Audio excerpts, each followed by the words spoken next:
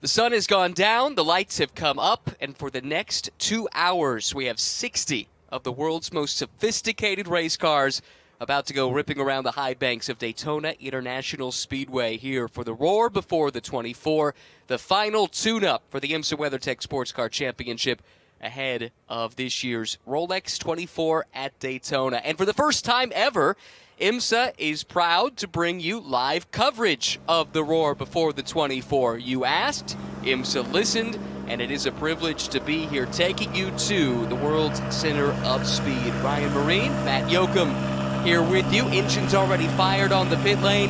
This is the session of this event that everyone looks forward to the most. Night practice, 2 hours of it here at the Roar. I've been coming to the Roar for several years, and then when they made it back-to-back with the Rolex 24 weekend, it simply was amazing. The number of fans that have turned out last year, everyone kept saying this is a Rolex 24 type crowd, and I think it's even bigger this year. Massive crowd, and I haven't seen this many kids at the Roar. The last time there was a mouse involved across I-4 in Orlando. Yeah. The scouts are here. Massive number of tents in the infield, kids everywhere, all here for the Roar. And like you mentioned, the night practice, when we get a chance to see the glitz, the glamour, the way the lights hit the cars, new liveries, so much excitement as we're just building every single day toward the kickoff of the season next weekend with the 2026 Rolex 24. This is going to be pretty informal, pretty laid back. Just a couple of race fans watching race cars go around the racetrack with you, but we'd love to have a dialogue.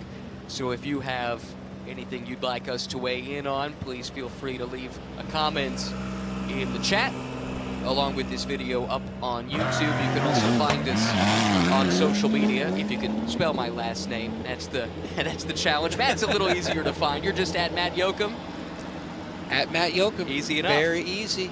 I'm at Ryan Marine, and can't promise we'll get to everything, but we'll do our best to get to as much as we can. Let's recap the event up to this point as the green flag comes out and the clock starts to tick down from 2 hours to go. We've already had several sessions, 4 of them in fact, for the WeatherTech Championship. Started yesterday, running through the day today, leading into this 2-hour session. What stands out to you, Matt, from the running that we've seen up to this point? Well, you don't know who is showing all their cars. You've seen kind of the timing and scoring, comers and goers. In one session, you'll see both Porsche Penske cars 1-2. And then in the next session, the Cadillacs top 3. So when we go into the nighttime, which I love it, it's the fun time, it's going to be interesting to see what trends we pick up from this session that will carry over, because looking at the weather predictions, this is somewhat going to mirror the conditions that we're going to see next weekend for both the Michelin Pilot Challenge endurance event on Friday, but also the Rolex 24 Saturday and Sunday. So it's going to be able to maybe get a little bit better chance who has what cards, who is showing their hand, and there's so many different new liveries, people in new places, names above the doors, a number of different intriguing storylines that we're going to get a chance to follow tomorrow here for the final couple sessions on track to close out the Roar before the 24. But man, I can't wait to get back next weekend. If this crowd here is any indication, next weekend is going to be like the season ender at Michelin Raceway at Road Atlanta, when drivers were stuck in traffic. They had to call people on golf carts to come get them. A couple of drivers missed their morning briefing meetings. So I think that's becoming the trend when it comes to IMSA WeatherTech racing. Fans love it. And I always say, I joke around, it's rated E for everybody. For no sure. matter your age, there is fun somewhere. That was amazing last year to wrap up the 2025 season, Motul Petit Le Mans.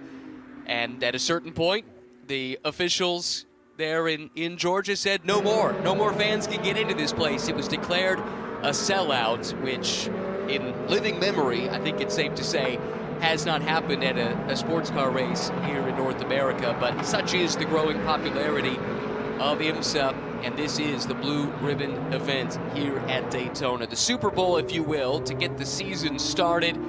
for IMSA and the WeatherTech SportsCar Championship. If you're new to this form of racing, 4 classes all racing together. The top class is GTP. These are prototypes backed by manufacturers with styling cues designed by the manufacturers.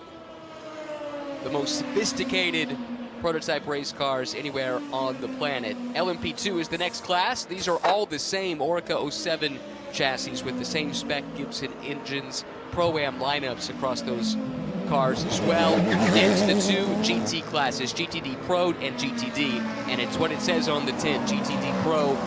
You can have any composition of driver lineup that you like. Most of these are factory-backed or factory-blessed programs running with pro drivers paid by the associated manufacturer, whereas in GTD, you have a mixture of pros and amateurs by regulation as part of those lineups, and these are street car-derived race cars. This one you're looking at right here, the Ferrari 296 GT3 Evo, new car for 2026.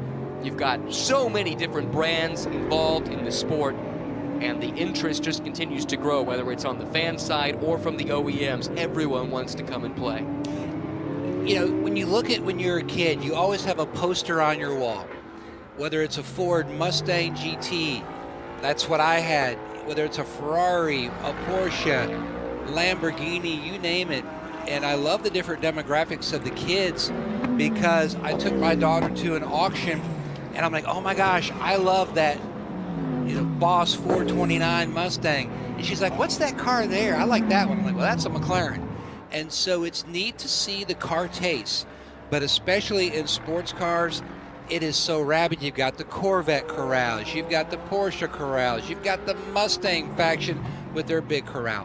And so it's neat that everyone gets a chance to bring their road car to an IMSA WeatherTech event, hang with their posse. They all park, show their cars off together, and it's just another part of the culture that you find over the course of an IMSA weekend. And I love the different storylines that we have to follow. You look at Nick Tandy, Mr. 24, departed Porsche Penske, moved over to the 77 Porsche at AO Racing. I mean, that should almost be criminal. Nick Tandy, such an incredible talent, back in a GT. It's like, hold me back.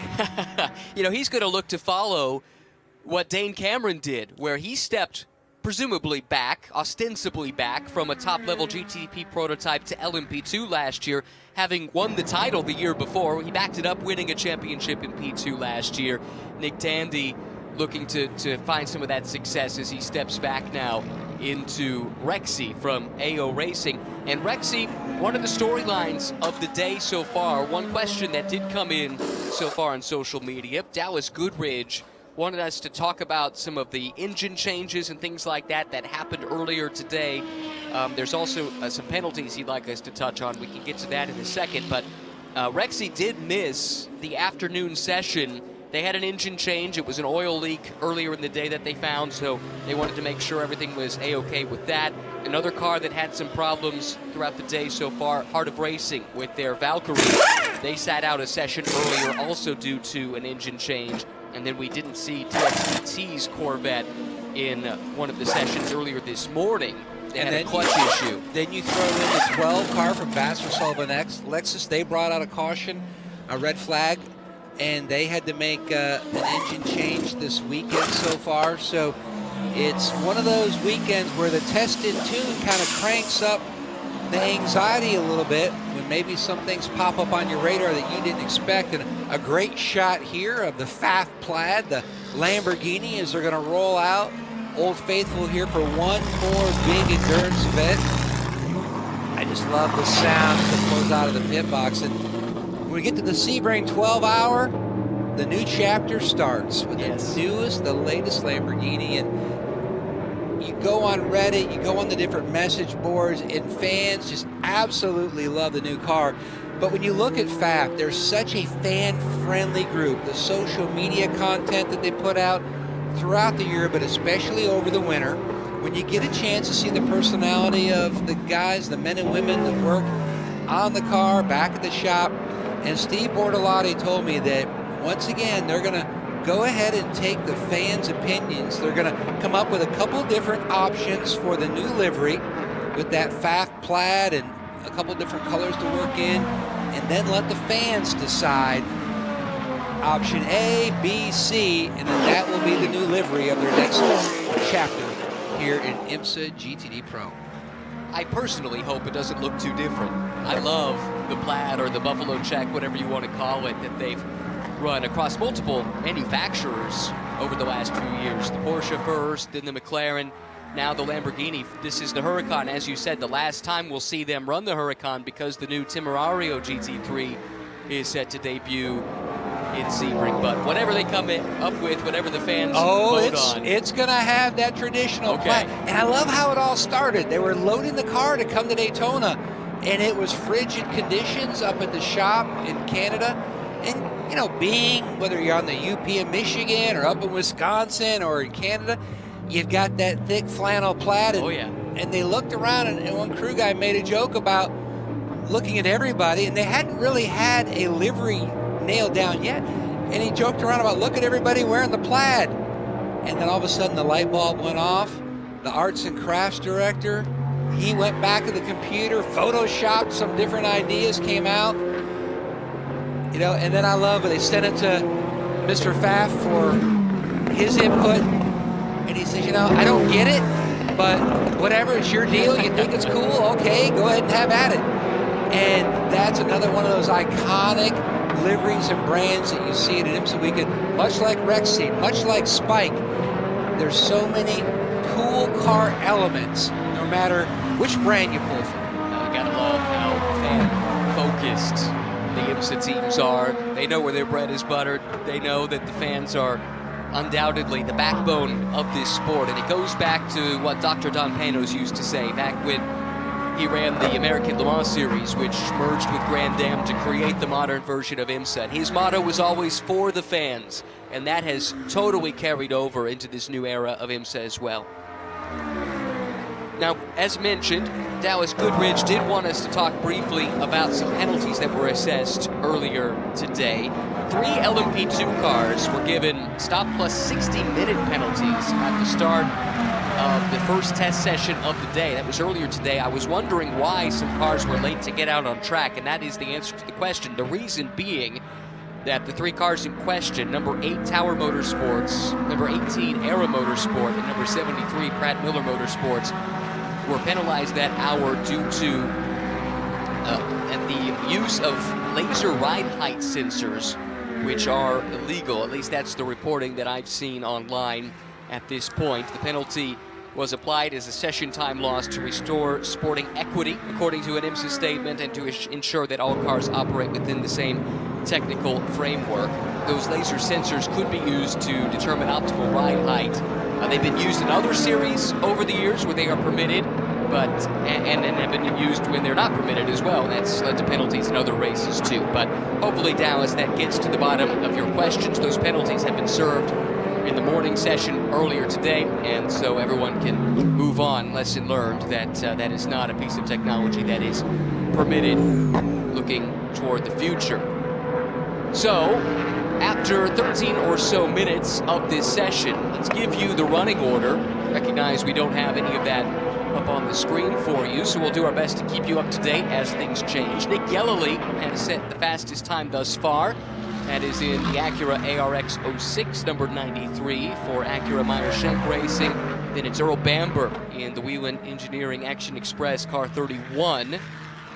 Those two just got bumped down to second and third respectively because it's another Cadillac. Will Stevens in the 10 from Wayne Taylor Racing goes to the top of timing and scoring. Philip Ang and Sheldon Vanderlinde fourth and fifth in the 2 BMWs entered this year by Team WRT. That is a big change from a year ago. The long-term relationship between BMW and Team RLL, that was severed at the end of last year.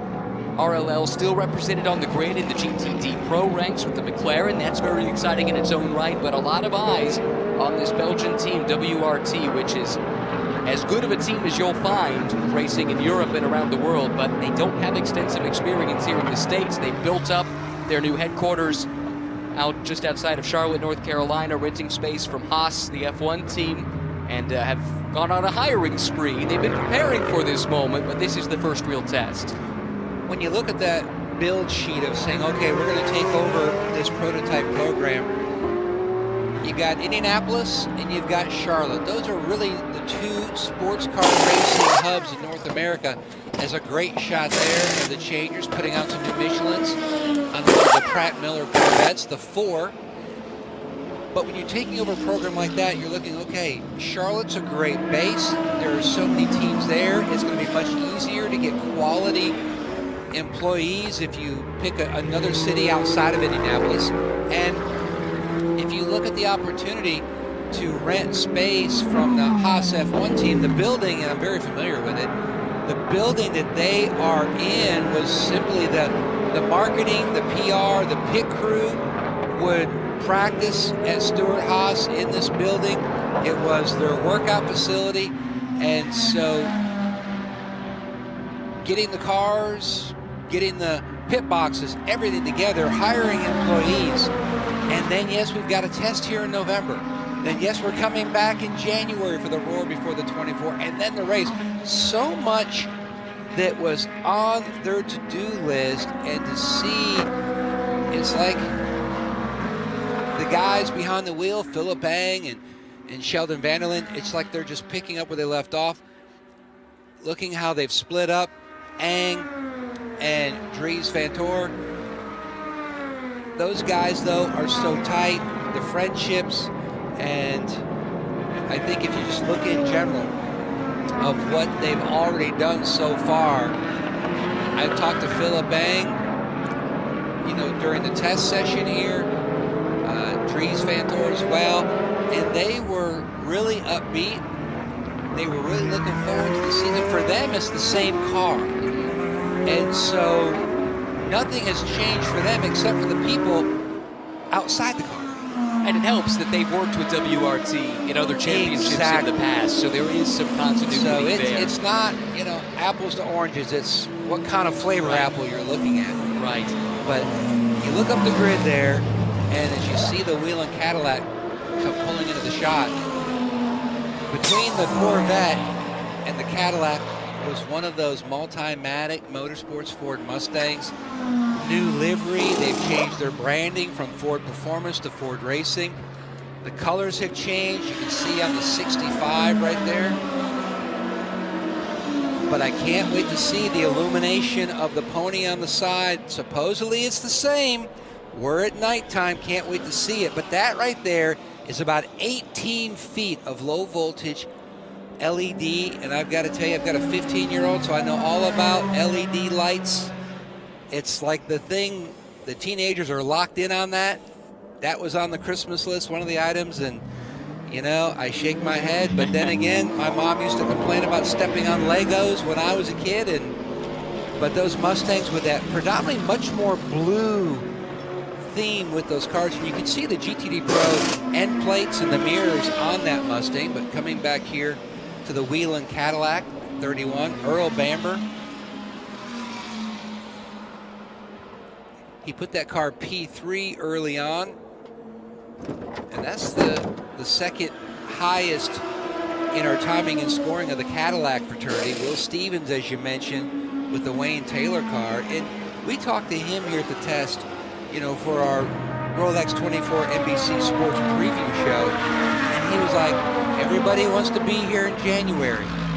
If you're a race car driver, you want to be in a car, and this is why it's a global all-star race. Think about where these drivers are coming from. You've got the IMSA stars that are staples of this event. They're the backbone of it, but then you bring in the likes of Connor Zilic and AJ Allmendinger from the NASCAR world. You've got the reigning V8 Supercars or Aussie Supercars champion in the field here this year. IndyCar stars galore. Moment there just a second ago. That is Winward Racing's GTD Pro entry, car 48, with a little off and on. Able to continue, however. The star power in this field just gets better and better each and every year. Drivers with F1 experience, drivers that have won Indy 500s, drivers that have raced at the front of Daytona 500s in the past. And you're right, this is a race that if you are a professional racing driver, you want this on the resume to test yourself against the best in the world across multiple disciplines. I go back to when Jeff Gordon competed in this event as part of the Wayne Taylor lineup on the 10. And he told me one of the really lasting cool moments for him was out on the grid as the crew members are pushing the cars up the grid through the sea of humanity, all the fans. They've got the flags from the drivers who are part of that particular car. And it was one of those moments that just, it hits the wow factor, because you're experiencing this, and it's just like that for the crew members as well. And that's why the guys that love it when they're up near the front of the grid, they get the full effect going the length of pit lane to their grid spot, and the entire ball field and the front stretch banking. You don't see grass, you don't see pavement, all you do is see people. It's so cool. If you've not been to the Rolex 24 and you've not experienced it yourself, first of all, what are you waiting for? Come join us next week, but definitely get here if you can, experience what that's all about. And it is so electric on the grid ahead of this race, and it will be in a week's time. We had a couple people wondering how much time is left. It's a 2-hour session. We're 20 minutes in already. Time flies when you're having fun, Matt. Will Stevens still the quickest in GTP. We ran through the top 3 there earlier, but just as a recap, the 10 from Wayne Taylor Racing, the 93 from Meyer Shank, the 31 from Wheelan Engineering, Action Express, the 40 from Wayne Taylor Racing, and then the 60 from Meyer Shank Racing. That's the top 5 right now in GTP. Top 5 covered currently by 0.3 of a second. In LMP2, it is Mikkel Jensen showing the way in car number 2. Alex Quinn for CrowdStrike by APR is second. Then a 0.7 of a second gap between first and second in that class. Intersport, great to have that name back in IMSA, third fastest, courtesy of Joop van Outert. The Dutchman, Manuel Espirito Santo, fourth quickest in LMP2. David Heinemeier Hansen, fifth. New name at the top of timing and scoring, though. Porsche Penske back to the 4, this time courtesy of Matt Campbell. Reigning series champion for GTP. He and Mathieu Jaminet. Jaminet departed for Genesis and season's in. Batty has been moved, much like they've shuffled the entire lineup at Porsche Penske. Matty's job duties for 2026 as the endurance driver. They started this session on scuffs, and that's one of the challenges with the tire allotment. Looking at the 24 hours, you're going to have to go through different sections of the event, double stinting tires, so that way you've got the right number for the final, 6 hours of the event. And that starts now. These teams, from the start of the first session yesterday, were already working through their tire allocation. That clock is ticking. Exactly. They're given 33 sets in GTP, for instance, and that starts here at the Roar. 21 sets carry over into qualifying in the race next weekend. The allocation varies by class, but that gives you some idea. And GTP, they are the exception. Every other class, you must run the same compound of tire no matter what the conditions are. But in GTP, the teams here at Daytona are given options, a medium and a soft option, that you'll see the soft used predominantly in the overnight hours when temperatures are lower, and trying to bring the tires up to temperature is at a premium. Although maybe a little less so this year because of the new product that Michelin has brought for 2026. I can't wait to see, as we get into the season, the different venues we go to.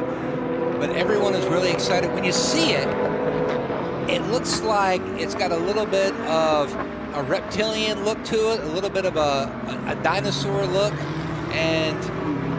But that's all part of the whole process of trying to help get the tire temps up, the grip level up faster on the outlaps, as well as just looking at a lot of the green initiative that Michelin continues to shepherd,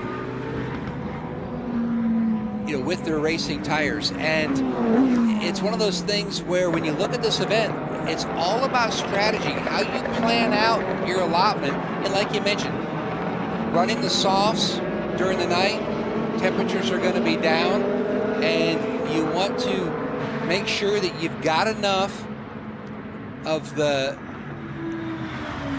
tires worked out as far as your strategy goes, because you don't want to be caught off guard and go, wow, now I'm going to have to double or triple stint when I didn't really want to, and you're going to pay the price on the stopwatch. And so it's always, I love how teams work from the back all the way to the start. The engineers got all their little cheat sheets, all their little notes. At this juncture, this is where we need to be. But that's what makes racing such a fantastic reality show. You can't predict when cautions are going to happen. You can't predict when things will all of a sudden turn upside down for you, and you've got to start calling audibles, especially in this 24-hour event. Clock continues to tick along, coming up on 30 minutes into the session, 25 minutes so far into the session. We've run through the standings in the two prototype classes. How about an update in the GT side of things? It's Fabian Schiller in the kit speed number 69 Mercedes that is the quickest, just ahead of Dean McDonald in that Rahal Letterman Lanigan Racing McLaren. New partnership for them this year that came together not quite in the 11th hour, but it was late in the year and a bit of a scramble to be here. Dean McDonald, the veteran in that lineup, alongside three drivers making their Rolex 24 debut. In fact, Dean's also not run the Rolex, but at least he has a lot of seat time in the sports car. The other three, Nikita Johnson, Max Esterson, and then Yuri Vips have a combined one sports car start between them. That was Esterson at Motul Petit Le Mans last year. Anyway, they're second fastest and have been pretty quick throughout the Roar so far. Third in GTD Pro, but further down in the overall GT order, you find Corvette Racing's Nico Veroni. Ben Barker for Ford is fourth fastest, and then the other Corvette in GTD Pro, Alexander Sims, fifth. In GTD, meanwhile, it is another Winward entry. This one, the defending series champions, Philip Ellis and company. They are the quickest in class, ahead of Jensen Altzman. Corey Lewis is third. Those are two Mustangs from a couple of customer teams. Benjamin Peterson, ex-IndyCar driver, now with Vassar Sullivan and Lexus, fourth fastest in GTD. That's in the number 12 car, and then it's Ben Green in a Corvette. That is fifth in GTD. So now you're caught up on the top five in all four classes. And I love the sights and the sounds when our camera guys get a chance to show off the athletes in action here. Great shot of AO Racing waiting for Spike to hit pit lane. You could see the pit sign waiting to guide that number 99 machine into their pit. PJ Hyatt hits the timing line perfectly. And the gold, that championship gold, I was waiting for this moment to see how it would flash during the night. And look at how the purple accents really show up under the lights. Hits his marks perfectly, and these guys are going to go to work and changing those Michelin tires. Everyone getting a great chance, playing it like it's real, playing like they're in the middle of the race. That way, all the muscle memory, you can knock off the race. You can practice all you want in the shop, but when you're leaping off that wall in that real state, you've got to wait till the car comes to a complete stop. You can't time it and leap in the air so when the car stops, then boom, you hit the ground. You've got to wait. And so everyone working through their different processes, the tire changers, the fuelers. And that is one of the reasons this session is very important. This is one where full gear for the pit crew is required. They can do these full pit stop simulations, and it's a limited opportunity to get practice in nighttime conditions. Remember, unlike Le Mans, almost the majority, if not the majority, of the race next weekend will be run in darkness, which is unique to this event because it runs at this time of year. You don't get many chances to test at night, certainly not here at Daytona, so that makes this session here tonight. There'll be another night practice next week, all the more important because those overnight hours, it's not like you just have to survive for 5 or 6 hours like you do at Le Mans, which is run around the longest daylight time of the year in the Northern Hemisphere. Here, so much of the race is run at night. The car has to be able to run fast under both daylight and nighttime conditions. useless but cool to know info. Yeah. My compadre, the very first movie that I ever watched in a movie theater, Brooklyn, Michigan, the Star Theater, it was Le Mans with Steve McQueen. Oh, outstanding. I had my big popcorn, my big gulp. I was like 5 years old, and it was the coolest thing. Still is. All these Porsches and Ferraris come flying at you on the big screen. And you can see it at home on your television, no matter the size of your monitor. But when you see something like that, like the F1 movie that showcased the Rolex 24 at the beginning, when you see it on the big screen, it takes on a completely different impact on you, the viewer. And it certainly left an impact on me. How could it not? The footage, the sound, that's such a big part of racing, is sensory overload of being at the racetrack. If you're not here with us, we can't exactly take you there, but I do know, for those watching, how important it is just to sit and listen in silence for a little while, just to hear the engine. So what do you say, Matt? We just take a little break here, we let folks soak it all in? I think they turn up the volume. Yeah. And let's hear some car sounds and upshifts, downshifts, and some great whines of some beautiful engines.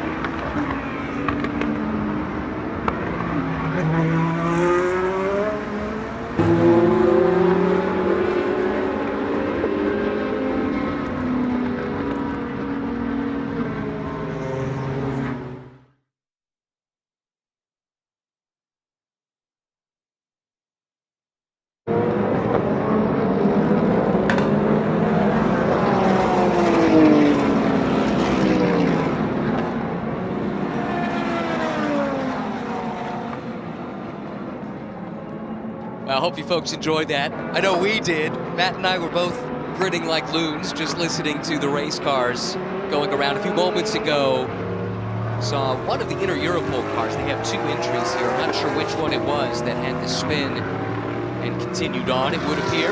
So no harm, no foul as far as I can tell. And a couple of questions in the chat asking what this is. This is Roar Before the 24 practice, night practice to be specific.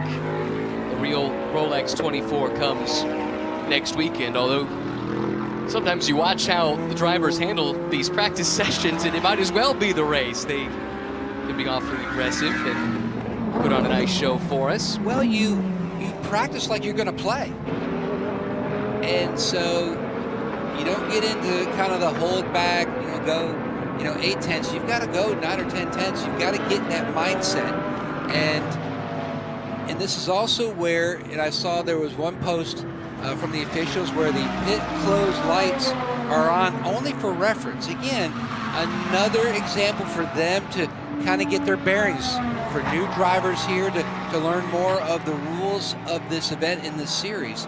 And you're just shaking off the rust.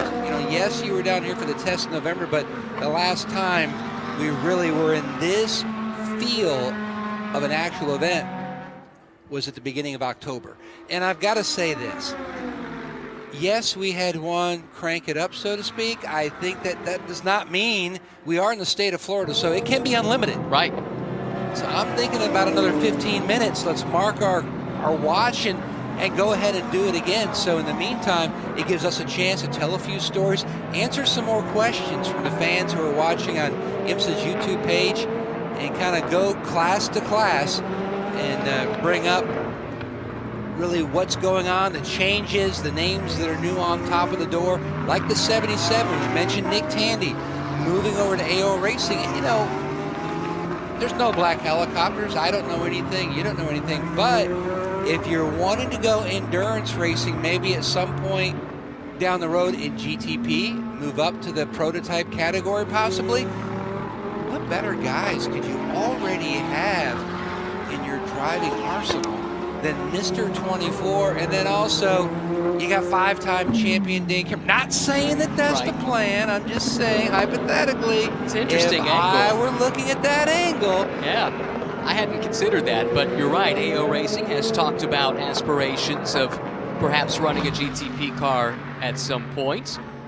They've got a couple of former champions in the arsenal, with Dane Cameron now in their LMP2 and Nick Tandy now here in Rexy. I like where your head's at with that, Matt. One question that we keep getting is, where's the Valkyrie? And I have an answer. Thanks to Haley Jordan from the Heart of Racing.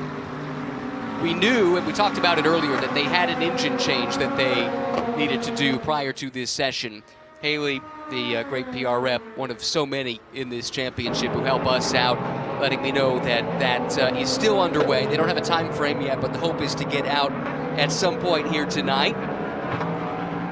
And we all look forward to it. I promise you, Matt, whether it's 15 minutes or not, as soon as we see the Valkyrie, we're going to shut up and we're just going to listen for a little while. The Valkyrie is such an incredible piece of technology. The fact that the fans were taking selfies when they had the engine on display, and that just tells you, it's much like when we had Garage 56 at the 24-hour of Le Mans, and the French fans kept waiting for that Camaro to come. They could hear it. Yeah. Can't wait. Oh, here it comes again, doing a big flyby. It was awesome. It was awesome. And someone who could speak to that personally, a very special guest joining us, ladies and gentlemen, the president of IMSA himself, John Dunan, has found us. Hi, John. Good evening, guys. How are you? Doing all right?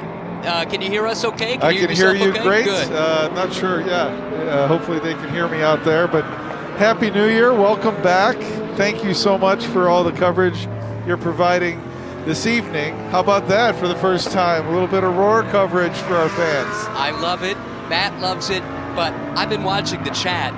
That's the most important part. We're so thrilled that so many people have tuned in, not just this weekend, but over the last several years. I know you guys know this, the momentum that we are feeling around the sport, and it's really due to all the fans that have just been so loyal, and we want to keep feeding them the content. They're raising their hand, they want it, so let's give it to them. And how about the crowd today, guys? Unbelievable. John, it didn't matter what time this morning, the afternoon, all the fans that were on top of the garages looking down, trying to get a view that way, the fans that were in the paddock, the fans that were in the fan zone. And we joked earlier, but I haven't seen this many kids in the last year, the last time there was a mouse involved. Well, I just took some corporate guests out to the Le Mans chicane, and driving through the campgrounds, thousands of Cub Scouts and Girl Scouts, Boy Scouts. It's fantastic. And I think, we've talked about this on the IMSA Endurance Hour podcast. I know Ryan has. The number of families you're seeing, the number of little kids with ear protection on, and mom and dad's hand, it's just amazing, and it gives me a lot of hope. We're in an amazing moment for our sport right now, but the future, I think, continues to be bright. And when you look at the fans, those little kids, and there's going to be if you've got scouts involved, there's got to be a Pinewood Derby race somewhere. And Sunday, I remember when I took my big piece of wood and carved a Tom Sneva McLaren copy. It actually won, unlike Sneva in '76, which is what I copied it after. But it's so much fun to take your creation in your mind and then form it in wood. And there's going to be so many of the scouts with their Pinewood Derby race tomorrow. I know the IMSA tech inspectors looked at the cars, gave their little inspection sticker. They cleared through scrutineering, but you mentioned the imagination of the young person and developing a Pinewood Derby car. What you're seeing in GTP cars and in GT cars, those were designed by the same men and women in a design studio that are designing the road cars you see on the street. And can you imagine being a designer and having a board member or a head of motorsport walk into that design studio and say, Matt, Ryan, we're going to design a race car to go 210 miles an hour at Daytona International Speedway. The eyes light up of those adults who get the chance to do that same imagination and take the brands, 18 brands here, and give them a chance to showcase the styling and the performance of the cars. That's what IMSA is all about. That's the heartbeat of the auto industry right there. I love when you walk through the paddock at any event, you go out into the campgrounds and you just see the sea of the campers. But what we were talking about earlier, we talked about kids, and IMSA's rated E for everyone. The adults, if you've got a Corvette, you've got the Corvette Corral, you've got the Mustang Corral. So no matter what you have for a road car, your posse has their own little parking area, and that just adds even more to the IMSA experience. It sure does, and it just makes me so happy today to see the grid. And Ryan, you've been calling the VPRC races. That grid walk, it felt like a WeatherTech race probably 10 years ago. Yeah, exactly. It's fantastic to see how this event has grown to supplement what's coming next weekend. You talked about the 18 manufacturers involved here in the WeatherTech Championship. Auto manufacturers can choose where to spend their money. And quite frankly, this is not the easiest time in the auto industry, but for so many to speak with their actions and say, yes, we want to be involved in racing, and specifically we want to be involved in endurance racing and in IMSA racing. Is there a bigger vote of confidence that you can get from the industry writ large? Well, I think, and I said it a moment ago, we IMSA, we want to be the heartbeat of the auto industry. So what has happened for sure at our events, and you all have seen it over the last, call it 5 or 6 years, the unveiling of the new road car has happened at when we were little kids, we went to the auto show, but now it's happening at IMSA races. So it's a bit of a 200-mile-per-hour auto show on track, but I think, when the Roar finishes up tomorrow, the Midway is going to become, Auto Row, and all the brands are there with the latest road cars. They'll always make a tie-in to the racing version of it, or nowadays the SUVs and the pickup trucks drive like a sports car, and that for me takes it to another level where the manufacturers are racing on track, but then they're utilizing the storylines online, in broadcast, and trying to make the tie. But on the Midway, it's going to be jam-packed. It's Frank Kelleher's story to tell, but we are trending ahead of where we were in 24, which was an all-time record attendance. So I would suggest you guys get here early next week. If Road Atlanta was any indication, the drivers probably feel the same way as well. And John, you get a chance to see young drivers coming in. You've got mentors like Felipe Nasser with the younger Porsche drivers. But the one thing that IMSA has also focused on, because this is a destination with so much opportunity we talk about the drivers, but also what about future engineers, future tire changers? And with IMSA's STEM focus, the kids today, which are so technology savvy, that this is going to be a fantastic playground for them when they become an adult, because there's engineering. We talk about the tech trailers, not only what you're seeing with the big pit boxes, but all the tech trailers back in the paddock. Yeah. Yes, yesterday we had 30 top high school students from Volusia County, DeLand High School here with us as part of the IMSA STEM program. And can't thank Gainbridge and Conica Minolta enough. They've made that possible. But they also have a website built by a partner named EverFi, so that after they've been here, they can go to the website and look at, remember story problems? We all hated those, but they have an opportunity to tie what they learned here. So you're right, it's more than just driver development. It's technicians that may end up at the dealership. It's engineers that may end up here, they're on the pit box or in another area of the auto industry. The tire industry, Michelin's here developing the next generation road car tire right here in the most extreme environment. So there are so many opportunities here. Thrilled to continue to provide this as a stage. John, you're a busy guy, so I don't want to detain you too much longer, but I'd like to point out we have nearly 10,000 race fans watching a test with no graphics on the screen right now. What would you like to say to all the race fans out there watching live and the thousands that will watch later as they, like the rest of us, are chopping at the bit ready for the Rolex 24 next week? You're going to get me a bit choked up, Ryan, because I started as one of those fans. I started at Road America at 6 weeks old. I went to this Road America IMSA race when I was 9, and I was clinching the fence in the same manner that these over 10,000 fans are right now. I just wanted to be part of the accident, the action, and I wanted to provide and be a participant.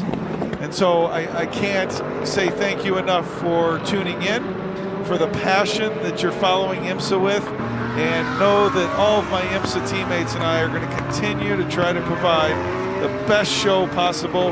And if you can't watch us in person, please do tune in.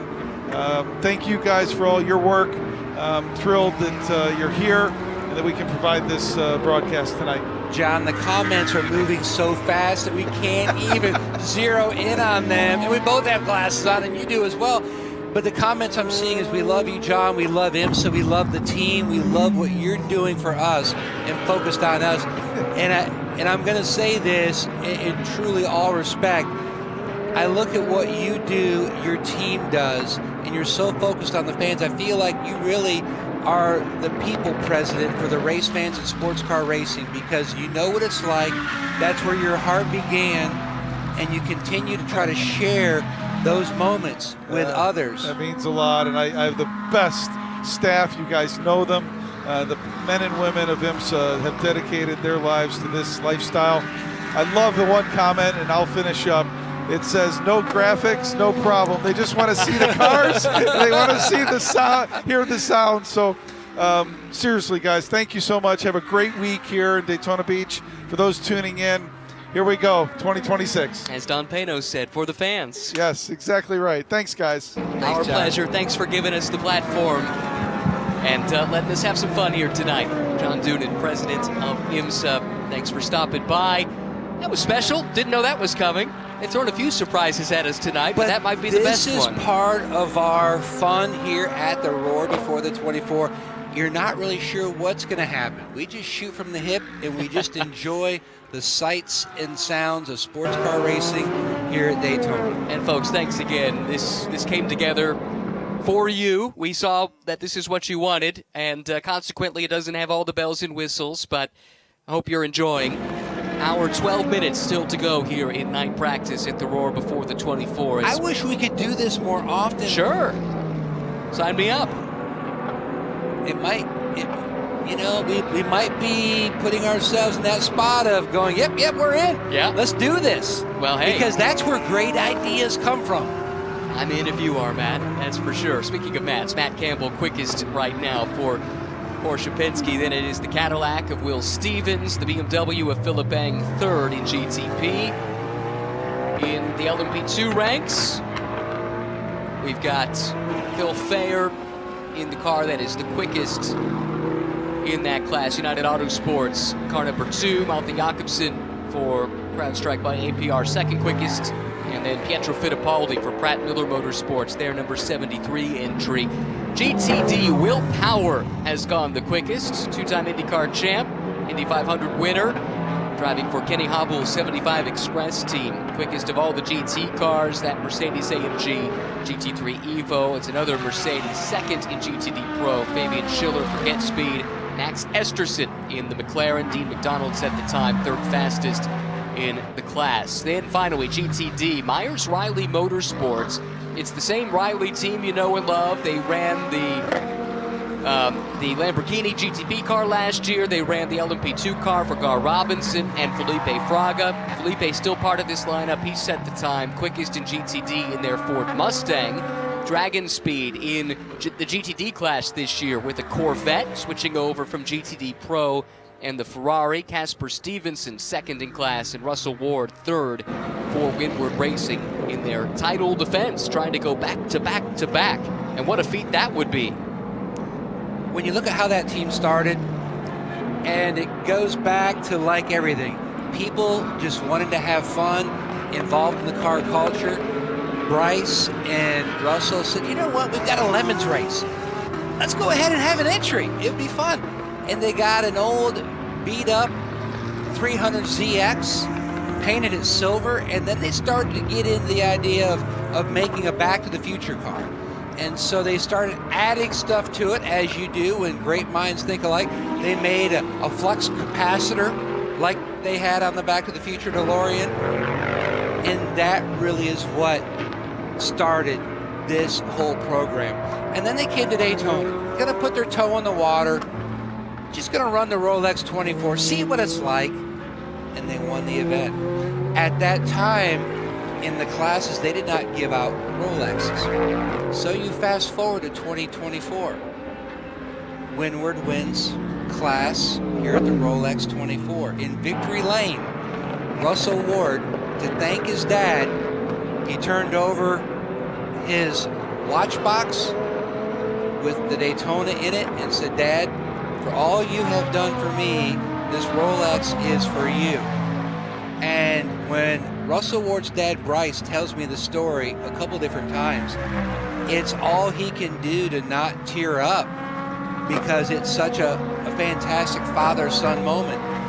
And when Russell finished the story telling me about it, and he goes, the thing about it is, Philip Ellis is like our adopted brother in my family, and Philip was going to do the same thing, but I beat Philip to it.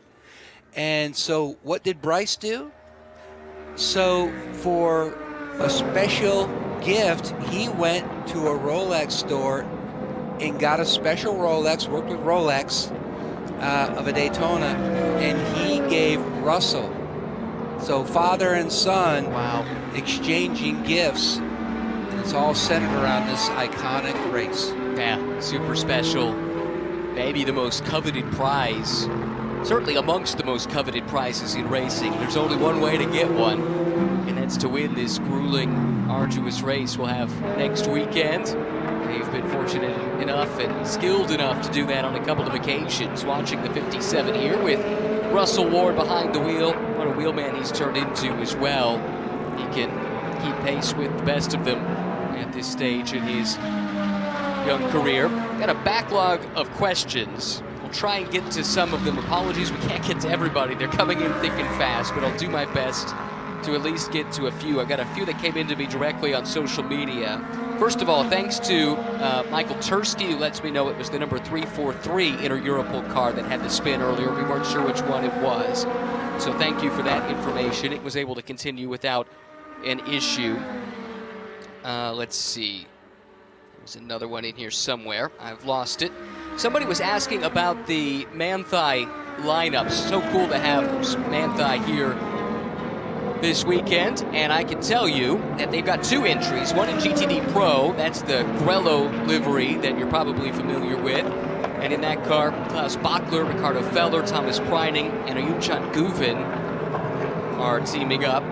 And then they have a GTD entry branded as Manthey First Form, which sees Ryan Hardwick make his return to IMSA, Ricardo Pera, Morris Schuring, and Ricard Leitz, the 4 drivers in that car. Any questions that caught your eye, Matt? I'm just looking at the comments, and I'm so focused because if you don't take your eye off the comments, they're flowing so quick. Yeah. And I love that our fan base is throwing out questions, but also comments just about what they're seeing. And, you know, we did have a crank it up a little while ago. We're going to do that again. I think we need to. We're past due. I can't wait. I hope we can maybe get a couple cars on pit lane. You can hear the impact guns, like right here with the 12 of Vassar Sullivan Lexus. Let's do it now. All right, truck, crank up the ambient. We're going to lay out for a few minutes.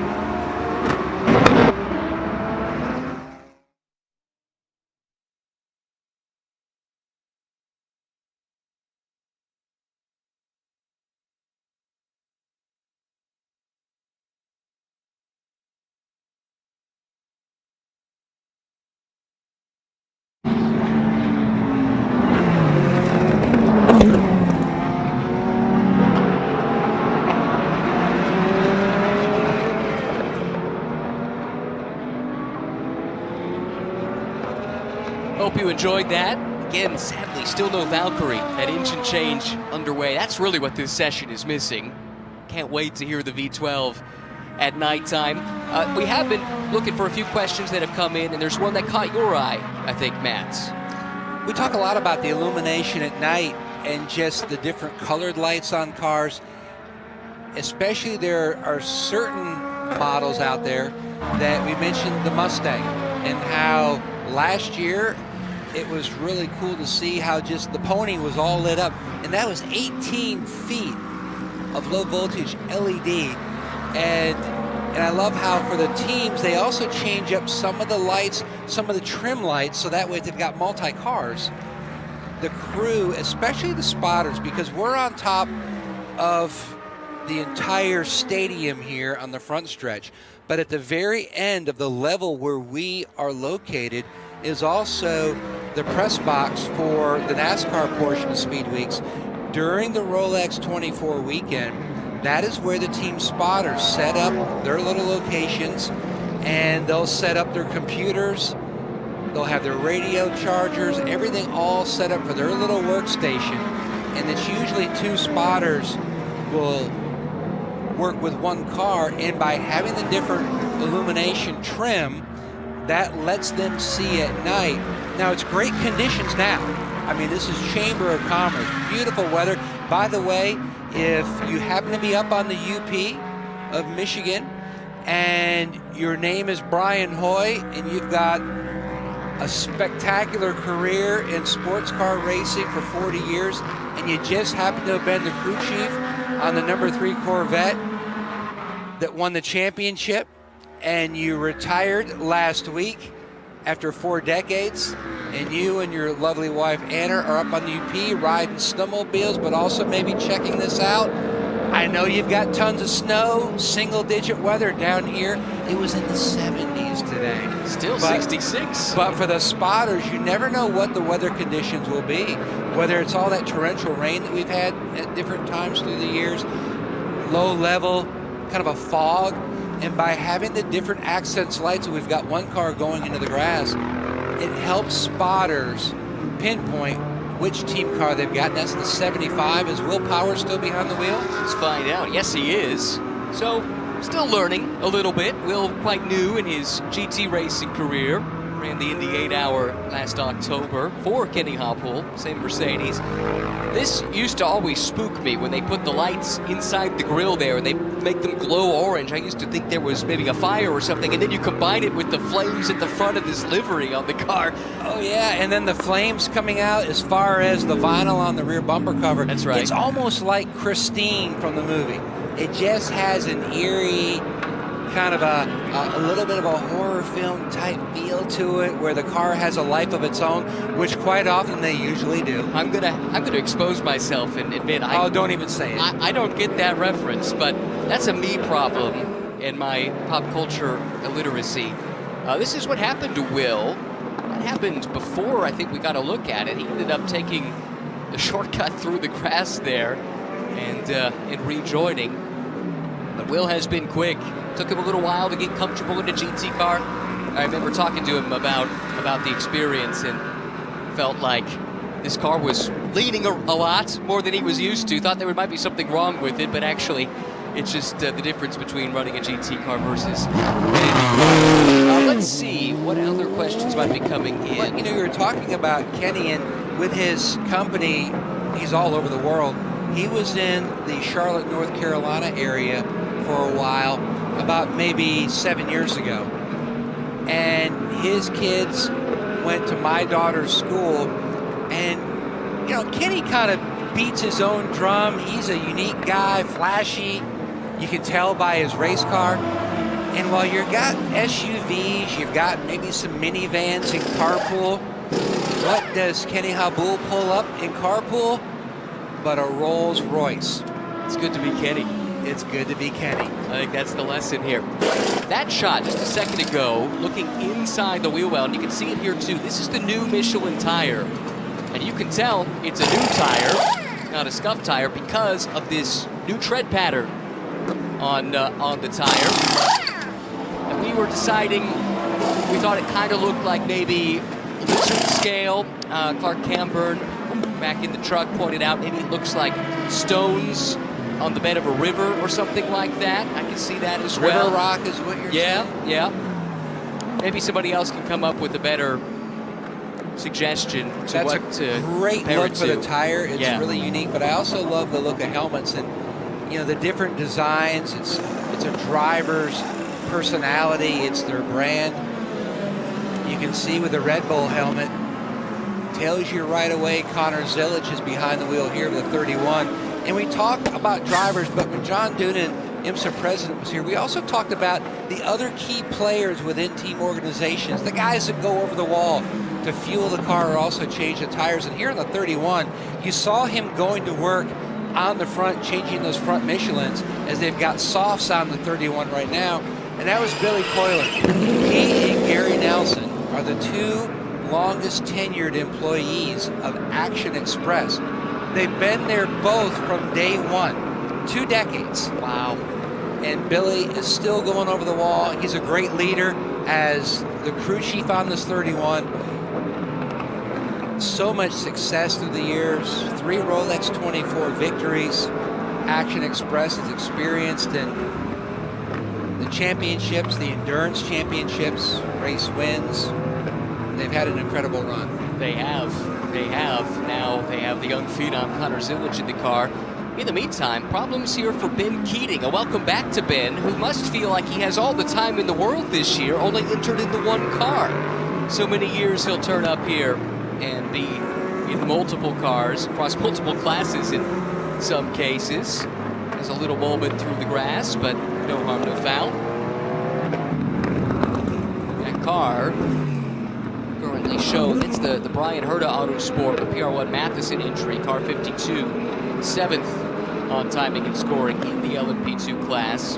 Great to have Brian Herta stepping up to the WeatherTech Championship, straight into the prototypes. So much success running the Hyundais in TCR. And we know that Hyundai's sister brand Genesis is poking around, so maybe you connect the dots there, maybe you don't. I think certainly they would like to position themselves as a potential partner when Genesis comes with its GTP car, but I think if you look at the loyalty within the Hyundai family, the Hyundai brand, they've done so much with Brian Herta Autosport, and Brian continues to deliver and deliver. So I hope, like you mentioned, that they get a serious shot at moving up the GTP with that new Genesis car. We're past the halfway mark in this 2-hour night practice session. Thanks for joining us live on YouTube, and all the fans here trackside that can hear us as well. Hope you're having a great time. There's a wonderful crowd here on site for the Roar before the 24, as we talked about several times. Cadillac now at the top of timing and scoring. It's the 40 from Wayne Taylor Racing. Not sure who set the time, but Colton Herta's in the car now. Rare chance for Colton to come race in his home country this year. His focus primarily on F2. There's some thought maybe we'll see him in the Indy 500. He's got an off weekend on the F2 schedule. Andretti's got an open extra seat that they tend to run, but nothing official there yet. I sure would love to see it, though. One of the top young American talents representing the U.S. in IndyCar racing, IMSA racing on the world stage this year in F2. And one of the titles on his business card, there's a Cadillac affiliation. That's why he's here also. And the other reason, it's a global all-star race. He wants to be here and race like Will Power, like Alex Palou, all these different drivers that come in because it's the cool kids table. In January, this is where you want to be. You know, going back to Connor Zillage, you know, that Action Express Cadillac, currently P4 on the board. Not only can the 19-year-old not rent a car, apparently when you go to check into a hotel, you can't do that either, because Earl Bamber told me they were at COTA doing a little test, and Earl goes to his room, leaves Connor in the lobby to go check in. All of a sudden, Earl gets a call from Connor, and Earl's like, "Are you all right? Everything fine?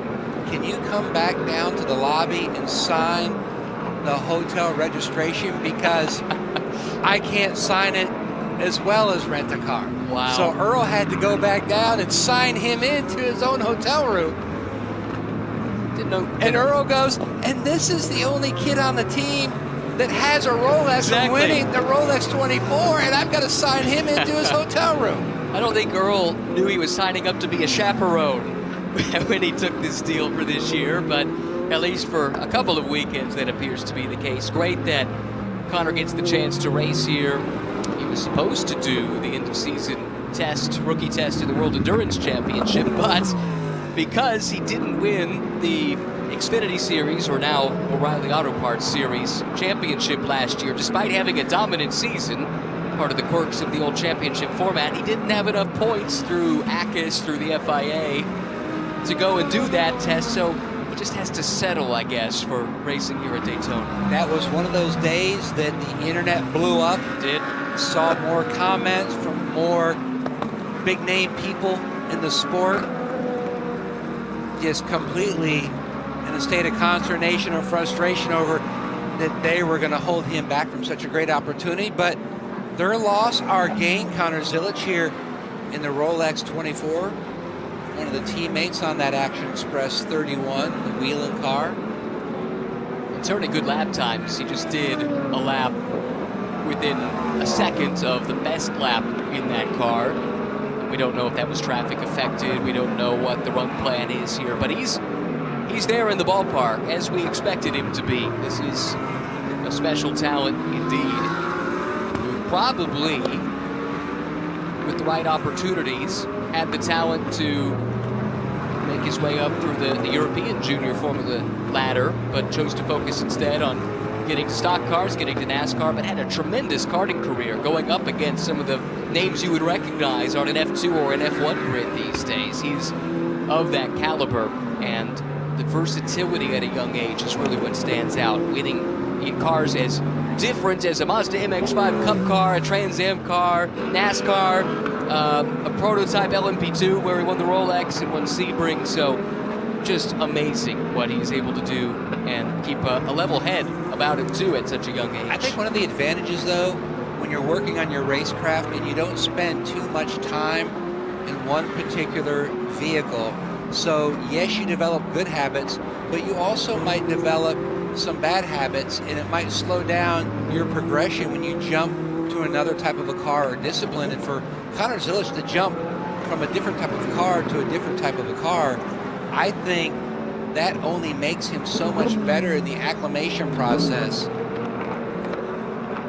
Looking live now in this practice session, 49 minutes to go, at Scott Dixon. And you can't just introduce him as Scott Dixon anymore. Sir. That's right. A wonderful career rewarded with that honorific over the winter. And he's been drafted back in by the Meyer-Shank team, representing Acura. Of course, drives for Honda-powered Chip Ganassi Racing in the IndyCar Series. Back for another go-round is Scott here at the Rolex, which he has won overall 3 times in class, including the overall wins 4 times, but none since 2020. So I think he's anxious to get back to the top step of the podium here at Daytona. You know, he's a racer. It doesn't matter his age. His craft is so top shelf. And when you've got that book of knowledge, and that's what the mentors love to try to pay it forward and help the younger kids. And we've talked about it so many times. You go through so many experiences for the first time, and if you can speed up that process, success just comes so much quicker. And when you look at all the different names that are running in this event, you go back to Matty Campbell, it reminded me of a story. He and I were talking about just the language barrier. Now, he speaks English. You know, he's from Australia. But he told me that when he left Australia, that the biggest problem that he had were 2 things. He spoke an Australian accent so fast that on the radio people had a hard time understanding him because he was so quick with all of his words. But also, there was a little bit of a language barrier as far as some of the verbiage he used and how he described things. And he would talk about tires, and instead of saying, hey, we need some new sticker tires, he would say, oh yes, we need some greens, because that's what they called them. Interesting. And he said, so it was a little bit of a learning process for him, just how he described certain things. Well, no matter where you're from, the title still stays the same for Sir Scott Dixon, or to give his full name, Sir Scott Ronald Glendware Dixon. And the official honorific he was given is he is a Knight Commander of the New Zealand Order of Merit. There you have it. Well deserved as well. But I bet he and Matt Campbell could share a few words about that initial struggle coming to the U.S., trying to work through how you're supposed to communicate. Certain words you can say in Australia you might not get away with here in the U.S. as well. That's another one that sometimes catches out the Aussies and the Kiwis. Don't need to go into any further detail there, but it's all part of the melting pot that is sports car racing, in this event in particular, which brings the best of the best from all over the world.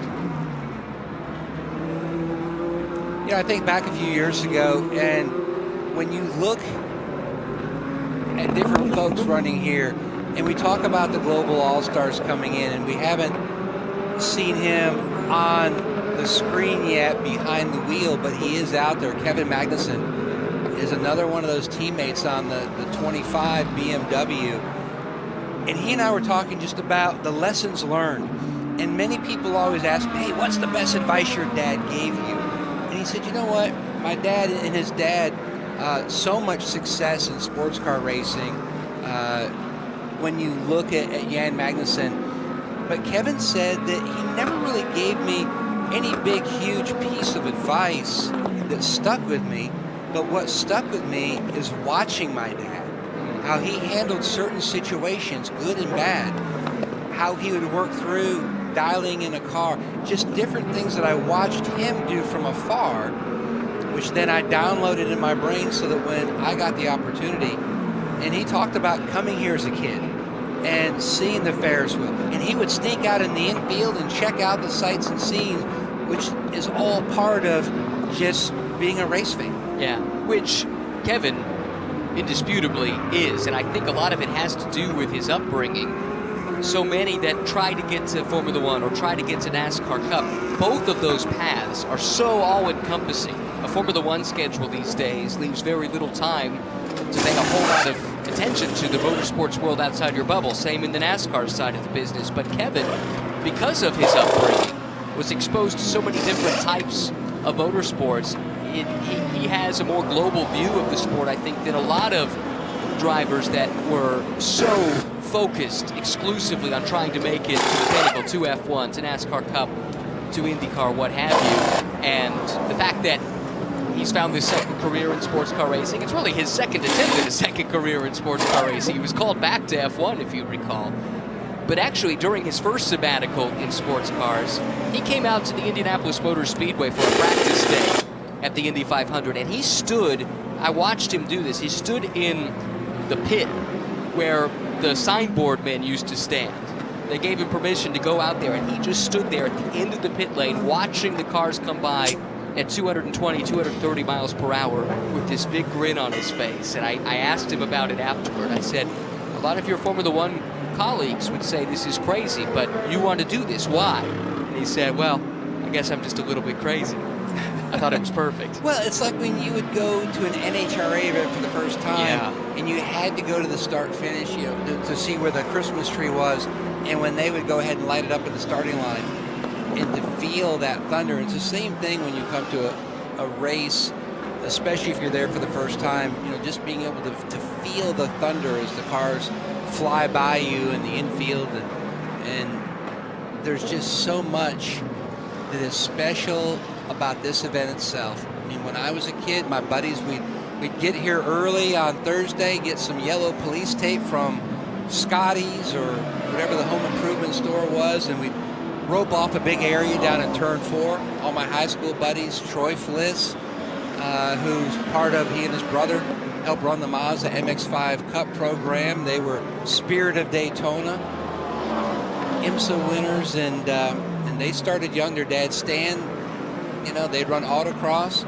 I ran it twice, but I found out how much those tires cost when you got to replace them on a Mustang GT. So, sure. But it's all about the love of the sport, and it's great because everybody has made a connection. And there's so many new fans coming in to the sport, judging from the grid that we saw at Road Atlanta. But I love, especially with the IMSA Endurance Hour podcast, telling stories, because I feel like there are so many free agent fans coming to the sport and looking for who they want to pull for, not only as a driver and a team, but also a manufacturer. It's the cool factor of, this is my guy. And it's a great platform to do a deep dive and learn about some of these great characters in the sport. For people who might be curious, where can they find the podcast? Well, if you go to IMSA's YouTube channel, we've got 24 episodes from 2025, so between now and when the Rolex 24 kicks off next week, you could binge watch all 24 and get up to speed. Like I did that with the Blacklist. I watched, I think, 5 seasons of The Blacklist in 4 days. And but you can do the same thing with the IMSA Endurance Hour podcast. Also, for your podcast destinations, you've got Spotify as well as Apple. But we love the YouTube version as well for other reasons, because we get a chance when we're talking about somebody's upbringing. And we've got a picture of them at 7 years old for the first time in their go-kart. Yeah. Or, like with Matty Campbell, you know, he's got that Datsun Daisy, which was his first race car. There's so many cool, you know, avenues that we peel off to tell side stories, and especially what their first car was, you name it. And it's those kind of stories that just show that these are common men and women that do uncommon things, like the late Ken Squire used to always say, and that's what makes these men and women gladiators behind the wheel. It's a great listen or watch. Both are options. IMSA Endurance Hour, hosted by Matt. Heartily recommended. I am a subscriber, and I've listened to every episode, I'm proud to say. 40 minutes to go in this night practice at the Roar before the 24. Thanks to all 10,616 of you watching on YouTube. You guys are the best. Love the fact that there's that much passion for this event. Thanks for joining us on short notice. I'm Ryan Marine. Matt Yoakum is alongside. A couple of questions that have been coming in. What is this? Is one of them. And let's cover that off. This is a test session, the big race, 24 hours of Daytona, Rolex 24 coming up next weekend. This is day 2 of 3 of testing here this weekend. And this is that crucial night session to get 2 hours of night running in ahead of the 24 next weekend.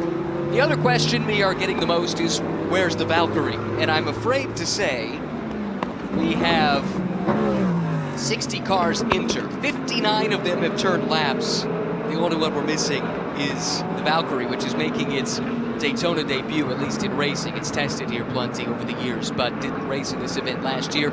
They're undergoing an engine change. The team said they're trying to get it done in time to get back out. Don't have a timeline to share with me at the moment, but they've got 39 minutes to try and get out into this session, and we hope that they do, because we're fans like you are. We love watching and listening to these race cars, and there is none quite like that Valkyrie. Trying to think if there were any other questions that stood out. Well, one of the questions, and especially with this nighttime practice, trying to help the folks that are at home viewing as far as what are the different manufacturers when we see them on the screen, because we have seen a number of livery changes from 2025 to 2026.